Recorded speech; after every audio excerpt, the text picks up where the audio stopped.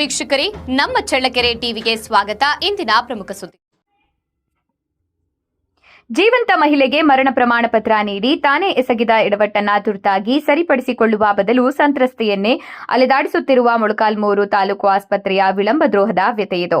ಪರಿಣಾಮ ಸಂತ್ರಸ್ತ ಮಹಿಳೆ ವರ್ಷದಿಂದ ತನಗೆ ದಕ್ಕಬೇಕಾದ ವಿಧವಾ ಪಿಂಚಣಿ ಇಲ್ಲದೆ ಪರಿತಪಿಸುತ್ತಿದ್ದಾರೆ. ತನ್ನ ಗಂಡನ ಮರಣ ದೃಢೀಕರಣ ಪತ್ರ ಇಂದು ಸಿಗಬಹುದು, ನಾಳೆ ಸಿಗಬಹುದು ಎಂದು ಅಲೆದಾಡಿ ಸುಸ್ತಾಗಿರುವ ಸಂತ್ರಸ್ತ ಮಹಿಳೆ ಅಲೆದಾಡಿ ರೋಸಿ ಹೋಗಿದ್ದಾಳೆ. ಚಿತ್ರದುರ್ಗ ಜಿಲ್ಲೆಯ ಮೊಳಕಾಲ್ಮೂರಿನ ಸಿ ತಿಮ್ಮರಾಜು 2024 ನವೆಂಬರ್ 28ರಂದು ಅನಾರೋಗ್ಯದಿಂದ ಮೃತರಾದರು. ಅವರ ಮರಣ ದೃಢೀಕರಣ ಪತ್ರಕ್ಕಾಗಿ ಪತ್ನಿ ಡಿ ಪುಷ್ಪಾವತಿಯವರು ಸರ್ಕಾರಿ ಸಾರ್ವಜನಿಕ ಆಸ್ಪತ್ರೆಗೆ ಅರ್ಜಿ ಸಲ್ಲಿಸಿದ್ರು. ತಿಂಗಳ ನಂತರ ಪತಿಯ ಮರಣ ದೃಢೀಕರಣ ಪತ್ರವೇನೋ ಬಂತು. ಆದರೆ ಅದರಲ್ಲಿ ಮೃತ ತಿಮ್ಮರಾಜು ಅವರ ತಾಯಿಯ ಹೆಸರೇ ತಪ್ಪಾಗಿತ್ತು. ಬೇರೆ ಸರ್ಟಿಫಿಕೇಟ್ ನೀಡುವಂತೆ ಪುಷ್ಪಾವತಿ ಮತ್ತೆ ಮನವಿ ಸಲ್ಲಿಸಿದ್ರು.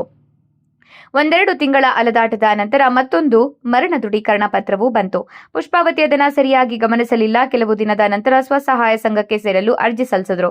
ಅದಕ್ಕೆ ಜಾತಿ ಆದಾಯ ಪ್ರಮಾಣ ಪತ್ರ ಬೇಕಾಗುತ್ತದೆ. ಹಾಗಾಗಿ ತನ್ನ ಗಂಡ ಮರಣ ಪ್ರಮಾಣ ಪತ್ರವೂ ಸೇರಿದಂತೆ ಕೆಲವು ದಾಖಲೆಗಳನ್ನು ತಾಲೂಕು ಆಡಳಿತಕ್ಕೆ ಸಲ್ಲಿಸಿ ಜಾತಿ ಪ್ರಮಾಣ ಪತ್ರ ಕೋರಿದ್ರು.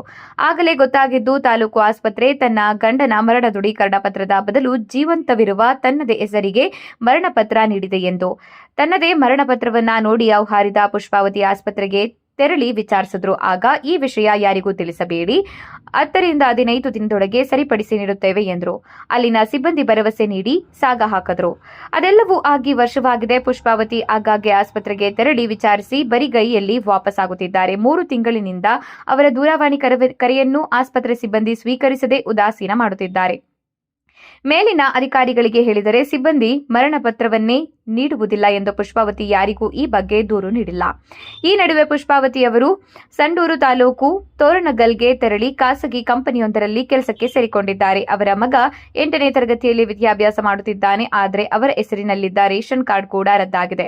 ಇದರಿಂದಾಗಿ ತಿಂಗಳ ರೇಷನ್ ಕೂಡ ಬರುತ್ತಿಲ್ಲ. ಹಾಗಾಗಿ ಈ ಮಹಿಳೆ ಸಾಕಷ್ಟು ಸಮಸ್ಯೆಗಳು ಎದುರಿಸುತ್ತಿದ್ದು ತನ್ನ ಜೀವನ ಸಾಗಿಸಲು ಖಾಸಗಿ ಕಂಪನಿಯಲ್ಲಿ ಸೇರಿಕೊಂಡಿದ್ದಾಳೆ. ಆಸ್ಪತ್ರೆಯ ಅಧಿಕಾರಿಗಳು ಮಾಡಿದ ಎಡವಟ್ಟಿನಿಂದಾಗಿ ಕಳೆದೊಂದು ವರ್ಷದಿಂದ ಆಸ್ಪತ್ರೆಗೆ ಅಲೆದಾಟ ನಡೆಸಿ ರೋಸಿ ಹೋಗಿದ್ದಾಳೆ.